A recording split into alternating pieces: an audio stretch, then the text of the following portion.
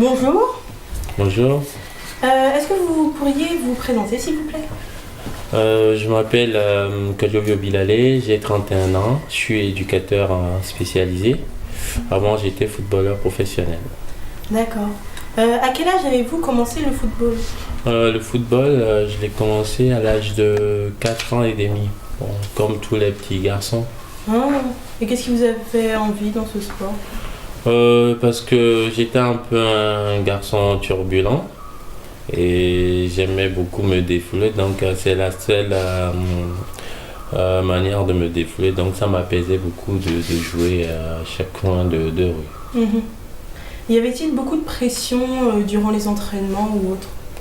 Ouais, quand j'étais petit, non, il n'y a pas de pression, mais quand tu commences à rentrer dans le monde professionnel, il y a un petit peu de pression. Mhm. Et à quel âge vous êtes rentré dans le monde du foot professionnel?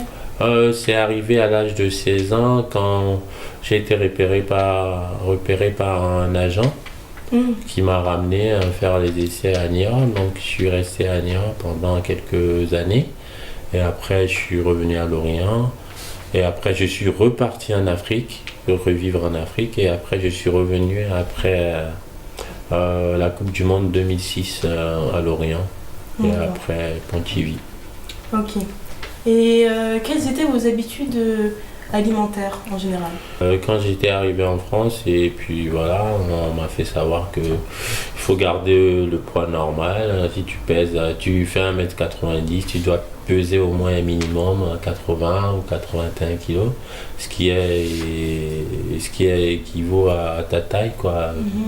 Du coup, je faisais attention. Et au début, non, je faisais pas attention.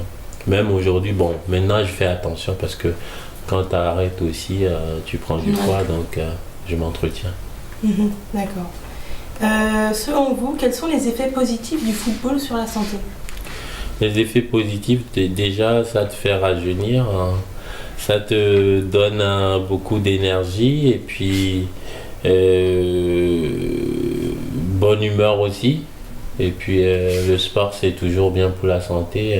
Mhm. Peu importe, pas que le football, peu importe le sport, même la marche aussi, c'est bien pour la santé. D'accord. Comment avez-vous vécu l'arrêt brutal de votre carrière? Au début, c'était vraiment très difficile. J'avoue que j'avais même des idées noires parce que c'était pas évident. J'avais mis ma famille à dos par rapport au foot. Combien de temps a duré la rééducation? La rééducation a duré, je dirais, 6 ans jusqu'à aujourd'hui parce que je fais toujours la rééducation, même si c'est kiné libéral. Quels sont vos objectifs aujourd'hui et considérez-vous avoir réussi à reconstruire votre vie? Aujourd'hui, mes objectifs, c'est de gagner encore plus en maturité et puis en sagesse aussi. Et aussi aider les autres, voilà, être là pour les autres, surtout pour mes enfants et pour ma famille.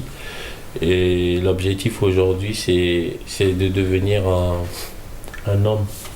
C'est-à-dire, avant, j'avoue que le monde du foot, c'est un peu un monde de bisounours. Tu te rends pas compte de beaucoup de choses et tu vis ta vie à 200 à l'heure. L'accident m'a beaucoup apaisé aussi. Elle m'a fait voir les choses claires. Que conseillez-vous aux personnes pratiquant un sport intensément? Conseil que je peux donner, quel que soit le milieu, c'est de faire toujours attention. Si je dis faire attention, c'est à tous les essais, tout ce qui est autour du sport, l'argent, la fête, puis avoir une bonne hygiène de vie. Et puis demander aux parents aussi d'être toujours là pour les jeunes de les soutenir, je veux dire. Les jeunes qui veulent devenir professionnels, quel que soit dans le foot, basket, peu importe la discipline. Et c'est tout ce que je peux dire. Et puis essayer de surveiller beaucoup leur alimentation aussi, parce que c'est très important. Mm. Et est-ce que vous regrettez d'avoir été jusqu'en professionnel dans l'univers du football? Je regrette pas d'avoir atteint ce niveau, mais ce qui est regrettable, c'est ce qui est autour du monde du foot. C'est tout ce que je peux dire. D'accord. Bah, merci d'avoir répondu à nos questions. C'est moi qui vous remercie.